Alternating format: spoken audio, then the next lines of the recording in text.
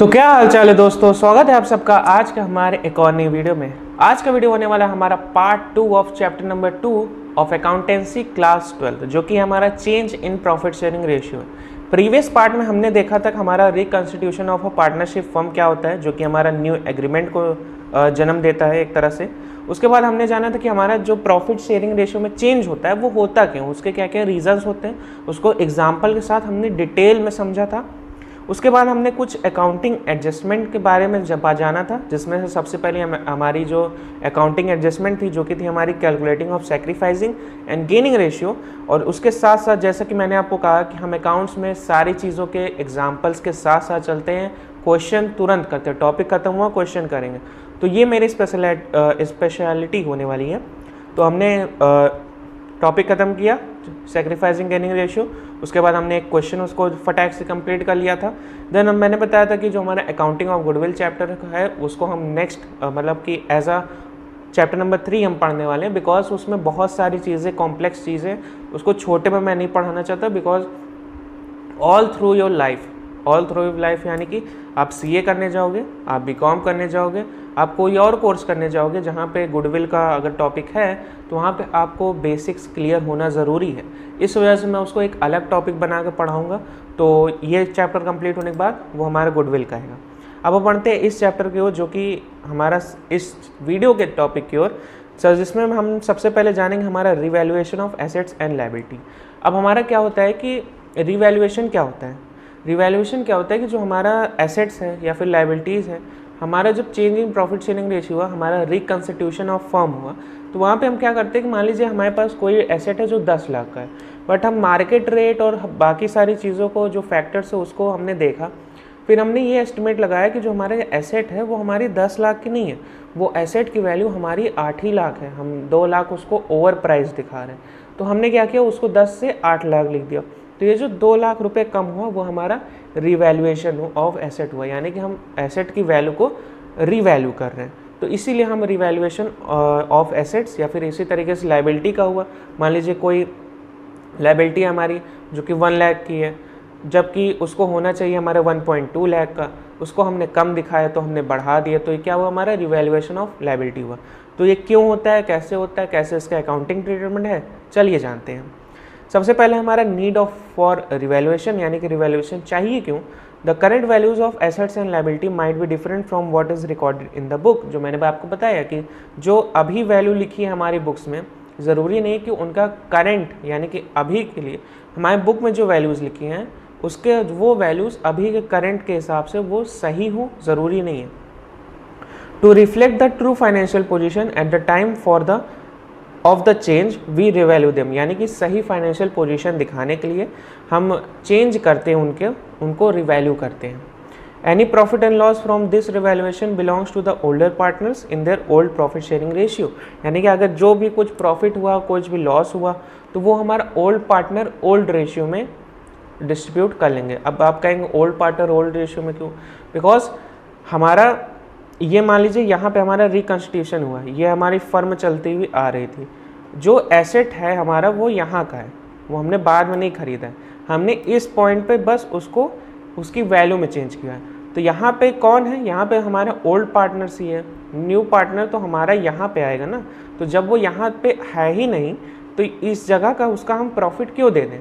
तो इस वजह से यहाँ पे जितने भी एसेट्स का जो रिवैल्यूएशन होगा उसका जो भी हमारा प्रॉफिट आएगा, लॉस आएगा, वो सारा हमारा ओल्ड पार्टनर को मिलेगा, वो भी ओल्ड रेशियो में। न्यू पार्टनर, न्यू रेशियो, ये सब कुछ नहीं होगा। रिवैल्यूएशन अकाउंट क्या होता है, रिवैल्यूएशन अकाउंट हमारा एक नॉमिनल अकाउंट होता है। नॉमिनल अकाउंट क्या होता है, debit losses and expenses, credit gains and income. तो हमारा वही चीज़ है, an account is prepared to calculate the profit and loss on revaluation. Credit side में हमारा आएगा increase in the value of asset, decrease in the amount of liabilities, या फिर हमारी कुछ अनरिकॉर्डेड एसेट्स है तो वो हमारी क्रेडिट साइड में आ जाएगी। और decrease in the value of asset, increase in the amount of liability, और अनरिकॉर्डेड लायबिलिटी हमारी डेबिट साइड में आ जाएगी। जनरल एंट्रीज हमारी क्या होगी, अगर हमारी एसेट की वैल्यू में बढ़ोतरी हो रही है यानी कि एसेट हमारा इंक्रीज हो रहा है तो वो हो गया asset account debit to revaluation account credit. यानी कि मान लीजिए जनरल एंट्री का ये सही फॉर्मेट तो नहीं है, बट नोट्स के हिसाब से ये चीज़ यहाँ पे इसको यहाँ नीचे लिखा होना चाहिए यहाँ पे, बट नोट्स है तो उसको काम चला लो।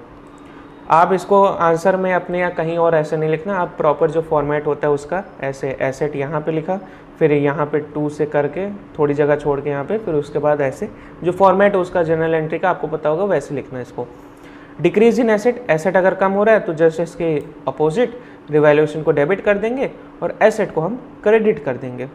उसकी तरीके से अगर हमारी लायबिलिटी बढ़ रही है, इंक्रीज इन लायबिलिटी है, तो लायबिलिटी बढ़ना एसेट कम होना एक ही बात है, मतलब एक ही इफेक्ट होता है, सॉरी। रिवैल्यूएशन को हम डेबिट कर देंगे, इसमें भी रिवैल्यूएशन डेबिट हुआ, बस ऊपर एसेट को हमने क्रेडिट किया था, यहाँ पे हमारा लायबिलिटी क्रेडिट हो जाएगा। लायबिलिटी हमारी कम हो रही है तो लायबिलिटी को हम डेबिट कर देंगे और रिवैल्यूएशन को हम क्रेडिट कर देंगे। और कोई ऐसा एसेट जिसको हमने रिकॉर्ड ही नहीं किया था अभी तक तो उसको हम अनरिकॉर्डेड एसेट अकाउंट डेबिट, फिर उसके बाद टू रिवैल्यूएशन अकाउंट क्रेडिट कर देंगे।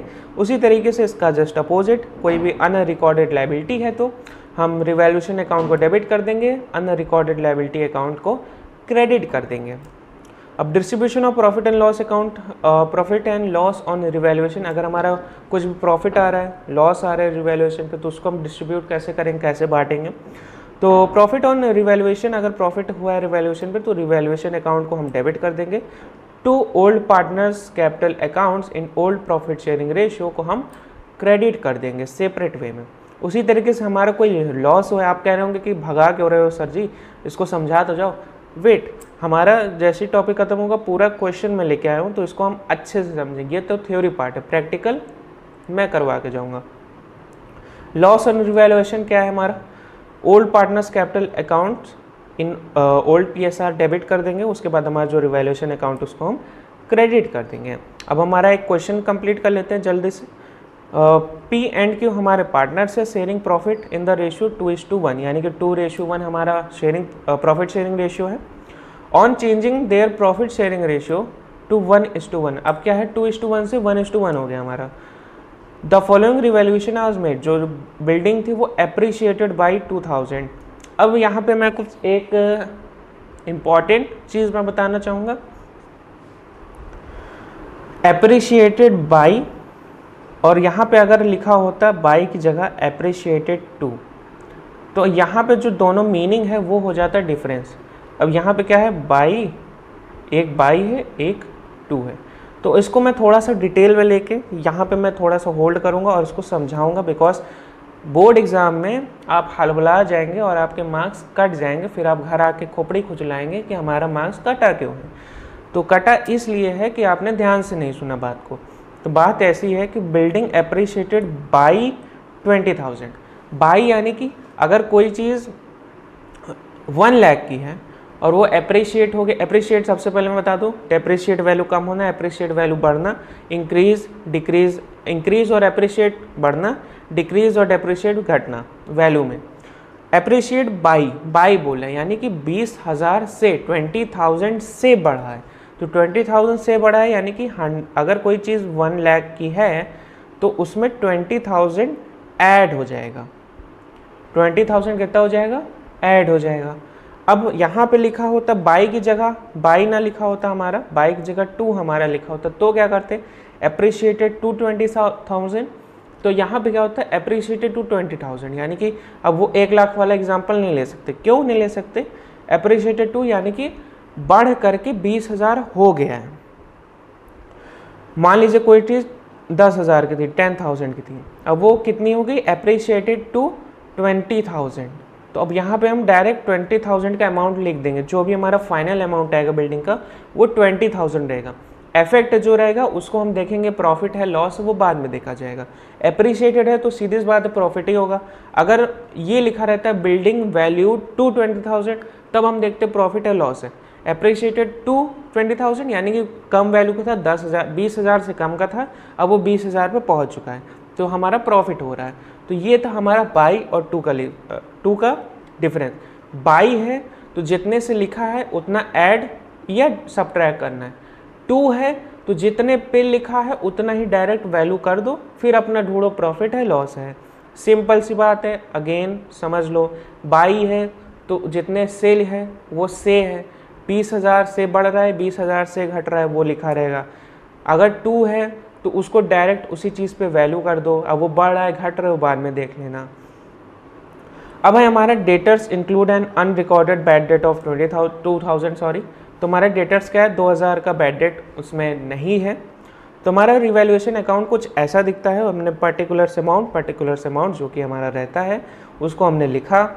अब हम क्या करते हैं 2 बैड डेट्स 2000, अब हम 2000 क्यों कर रहे हैं, हमारा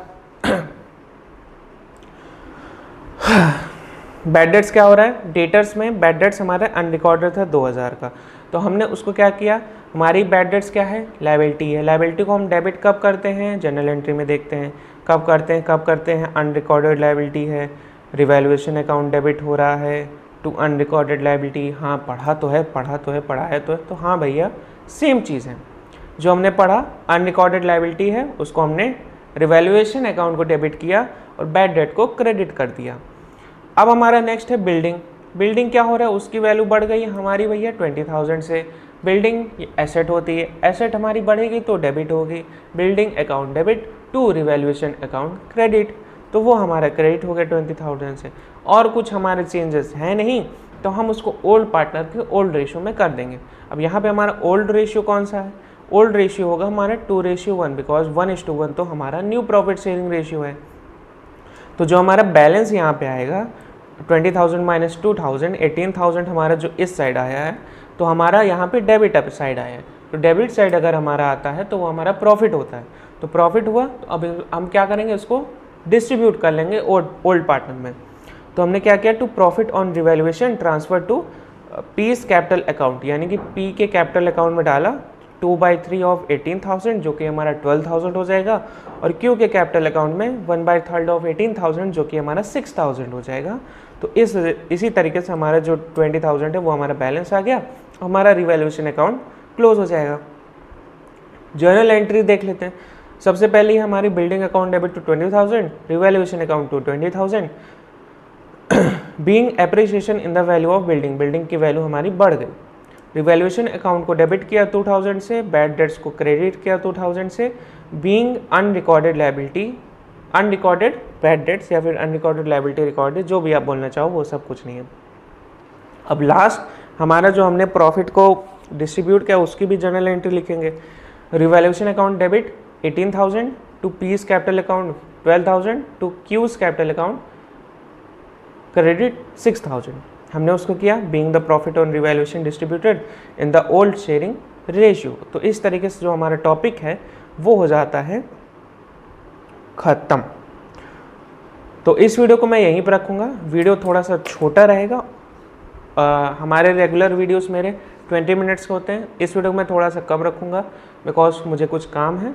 मिलता हूँ आपसे अगले वीडियो में। अगर यहाँ तक इस वीडियो को देख रहे हो तो थैंक यू सो मच। इस वीडियो को लाइक करना नहीं भूलना है, चैनल को सब्सक्राइब नहीं किया तो अभी तक कर दो, मुझे 200 सब्सक्राइबर्स पहुँचना है इस मंथ के एंड से पहले। तो सब्सक्राइब नहीं किया कर दो, दोस्तों के साथ शेयर कर दो, घर में जितने मोबाइल हैं उनसे सब्सक्राइब कर डालो। मिलता हूँ मैं आपसे अगले वीडियो में, तब तक के लिए अपना ख्याल रखें, अपने पेरेंट्स का ख्याल रखें। जय हिंद।